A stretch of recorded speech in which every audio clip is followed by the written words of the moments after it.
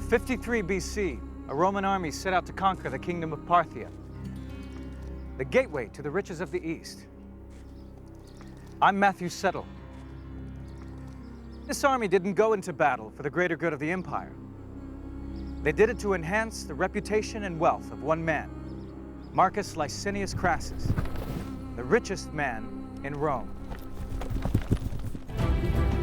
Crassus led 35,000 Romans into the Parthian desert. The Parthian general Surena, with only 10,000 men, met the Roman invaders at Carhae, the modern-day town of Harran in southern Turkey. Now, with new video game technology, you are about to see this great battle as never before. The vast numbers of soldiers, the troop formations, how they fought, and how the battle was won. Get the view the generals wished they had, now, on Decisive Battles.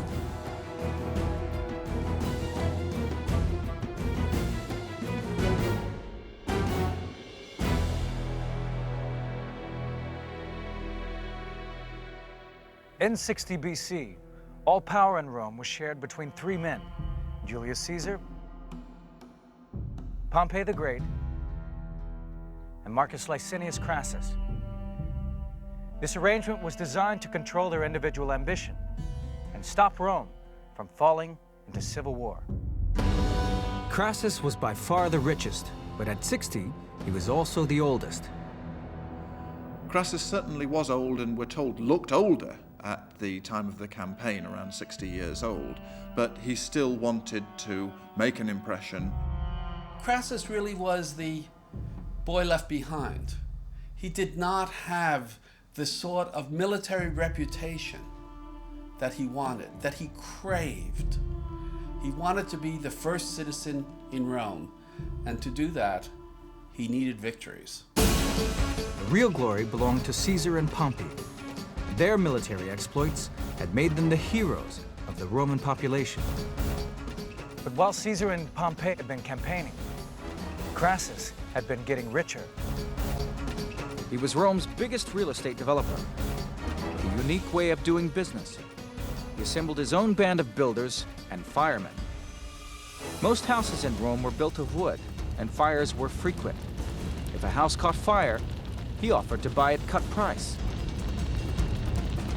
The deal done, his firemen put out the blaze, then his builders would refurbish the house. Then he sold them for a huge profit. He was even accused of having an affair with one of the Vestal virgins so that he could get his hands on her house. But his wealth could not buy him the popularity of Caesar and Pompey. Even when he had defeated Spartacus 20 years earlier, Pompey had taken the credit.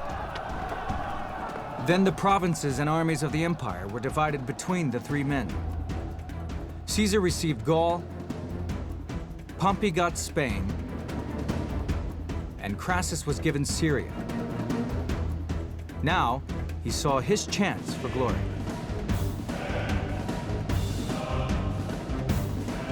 Crassus decided to win acclaim by expanding the empire eastwards into Parthia, then India, and as far as China and to what the Romans called the Outer Sea.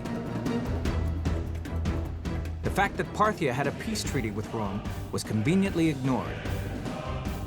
Crassus saw Parthia as an opportunity, as a political opportunity, as a financial opportunity. He was governor of Syria. He, of course, could protect Roman Syria against any threats, and he used that as an opportunity to invade Parthia. In 54 BC, he arrived in Syria. Crassus had always joked, a man doesn't have enough money till he can buy an army and still have some left over. Now he would put his money where his mouth was. He recruited 7 legions, 4,000 light infantry, and another 4,000 cavalry, a total of over 35,000 men. His son Publius, who was serving with Caesar in Gaul, arrived to lead the cavalry. In the summer of 54 BC, he crossed the Euphrates and entered Parthia. The Parthian king sent ambassadors and offered to let him return to Rome in peace. Crassus replied he would conquer their country.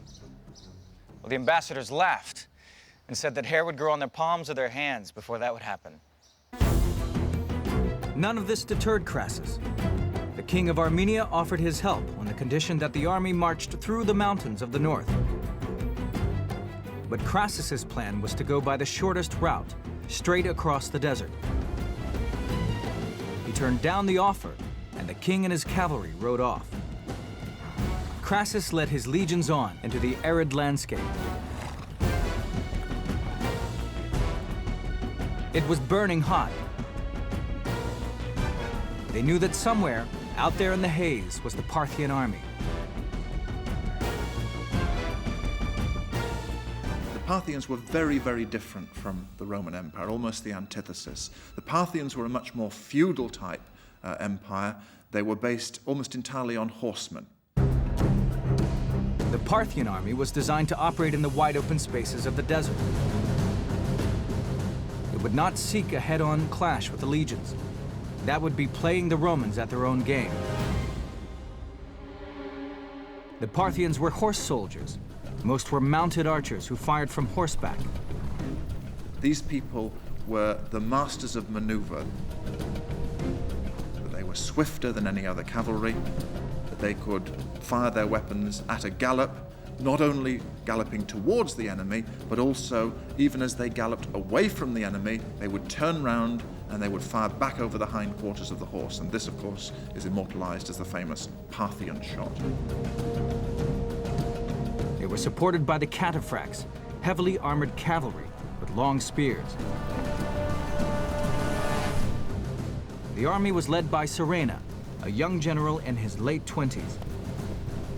He had 10,000 archers and cavalrymen, and his baggage train contained hundreds of camels, loaded with bundles of spare arrows. The Roman army was tired and thirsty and low on supplies, but Crassus remained confident. While he was expecting to run into a Parthian advanced guard at any minute, he believed the main battle was still some days away. But as he arrived near the city of Carhae, his scouts told him that the Parthian army was approaching. Crassus was shocked by the news and immediately began to organize his troops into a defensive formation. His general Cassius suggested the legions form a long line to avoid being outflanked. At first, Crassus agreed, but then he ordered them into a hollow square which could be defended against an attack from any direction. On each side, he placed a wing of cavalry and infantry. One wing was commanded by his general, Cassius, the other by his own son, Publius. Crassus had risked everything to become a battlefield hero and win the riches of the East. Now only death or glory awaited him. 53 BC. Crassus has led 7 legions deep into the Asian desert.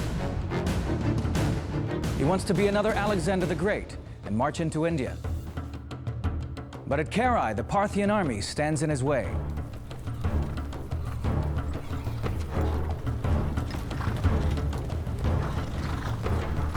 The Roman army had formed defensive squares.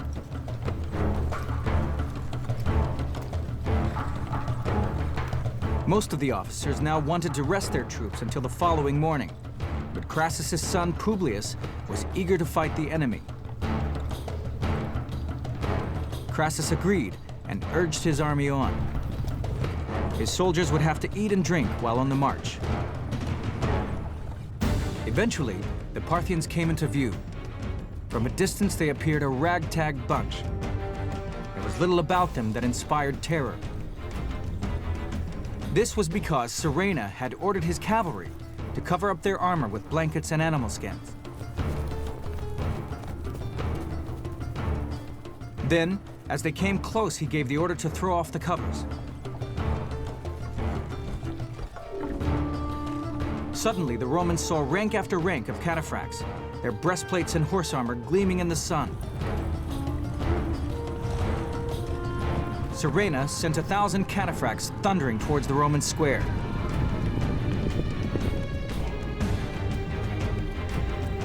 But this was exactly the kind of situation the Romans trained for.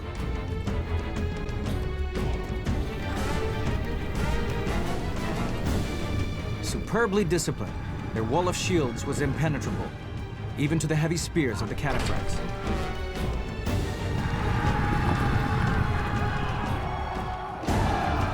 Surena realized that the brute force of his heavy cavalry was not going to break down the Roman defenses. He would have to exploit his mobility and firepower. At that moment, the Roman light infantry charged forward. But a hail of arrows from the mounted archers drove them back. It was a taste of what was to come.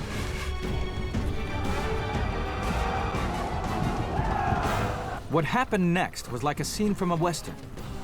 Thousands of Parthian horse archers began to surround the square, pouring thousands of arrows into the densely packed ranks. They used the composite bow. The composite bow in the right hand is a powerful weapon. It's made of different layered materials, like wood, horn, and sinew. This gives it more elasticity, which means that it can store more energy when pulled back. Its normal range is around 220 yards, but experiments have shown that in expert hands it can be fired to around 440 yards. The arrows penetrated everything, punching through armor and shields. Hundreds of Romans fell. Arms were pinned to shields. Feet were pinned to the ground. They even fired backwards over the shoulder as they rode away. This was the Parthian shot, the origin of our own term, the parting shot.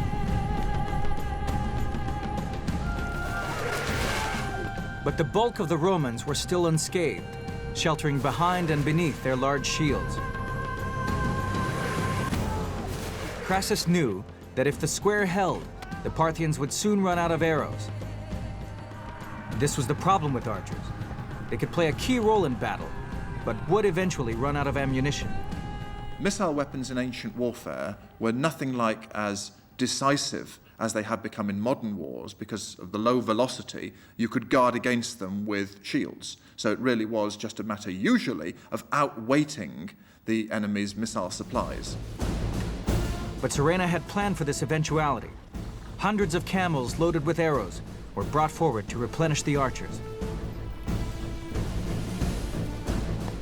The Parthian logistics, the use of camels to bring more water and particularly more armaments in the form of arrows, really just stretched the Romans beyond their limits.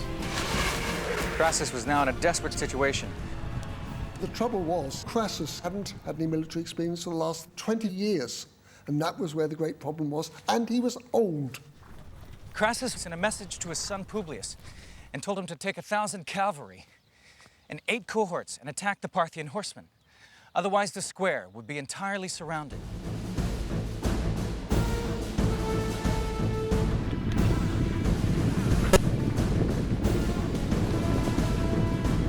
When Publius advanced, the Parthians turned and ran. The Romans charged after them. Crassus and Publius thought they had the enemy on the run, but they were in for a dreadful shock. 53 BC. Crassus, the richest man in Rome, has invaded Parthia. He needs a quick victory to increase his political power back home. His son Publius has driven off the Parthian attack. Publius kept up the pursuit, but when the Parthians were some distance from the main battle, the horse archers halted. Then they were joined by the cataphracts who attacked the Romans from the front. The lightly armored Roman cavalry was cut apart by the heavy spears, while the archers rode around firing arrows from both sides. Publius was wounded. He and the other survivors were driven back to a small hill where they made a last stand under the hail of arrows.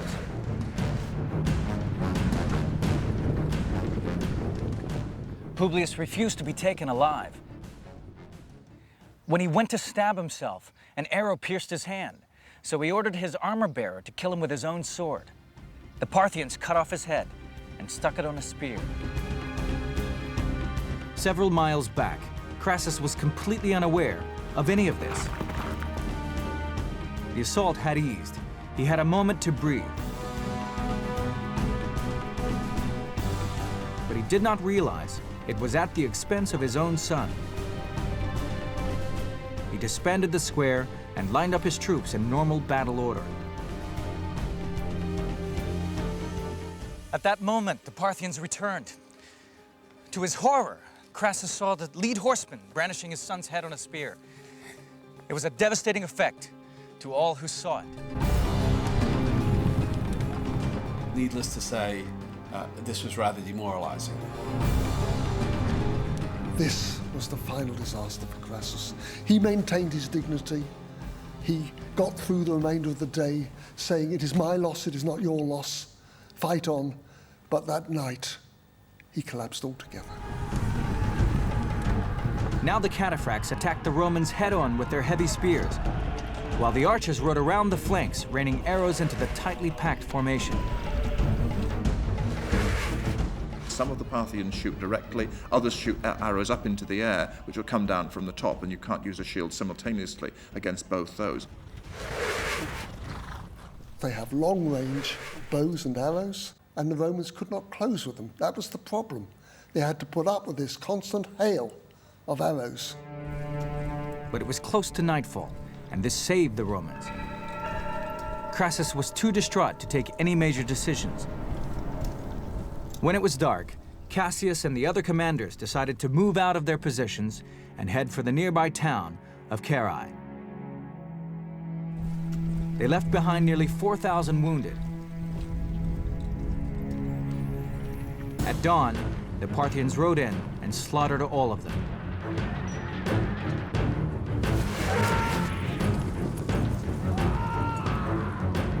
Then the Parthians marched to Carhae. Carhae is not a big place. There's a large army now crammed within its walls. It's not provisioned for a siege. If the Romans simply stay there, then they're going to run out of food. They have to break away to real safety, which is actually up in the mountains, back in Roman territory. So once again, when the darkness fell, they moved out.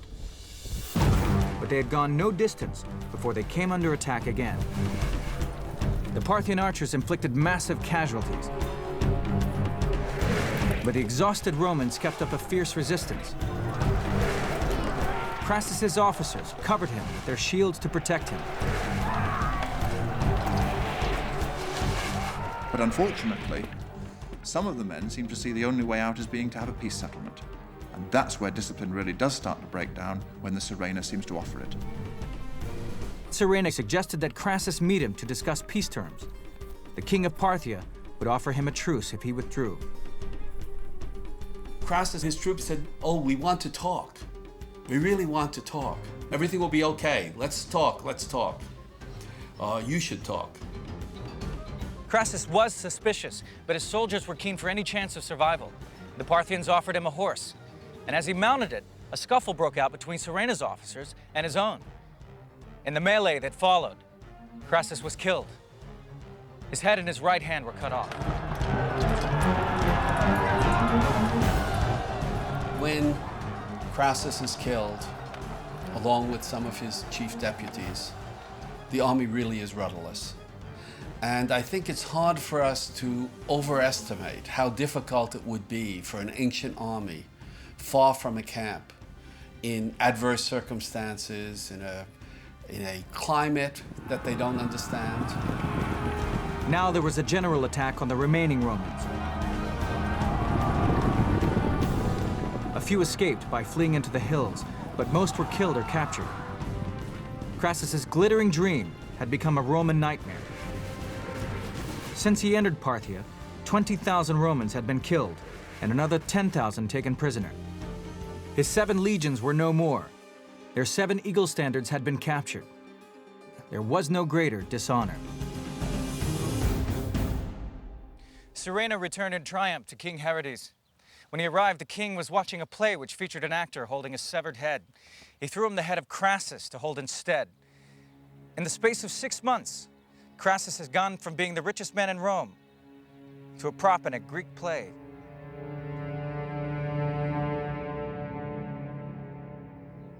Surena didn't live long enough to enjoy his triumph.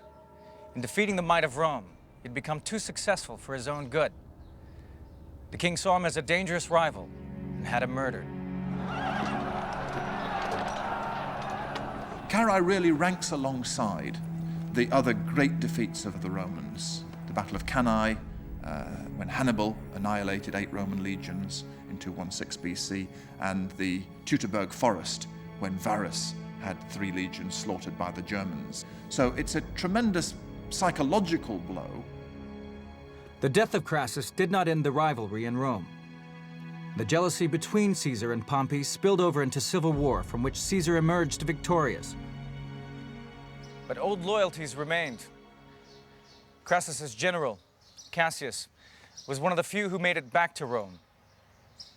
And 15 years later, he would be one of the conspirators who stabbed Julius Caesar to death.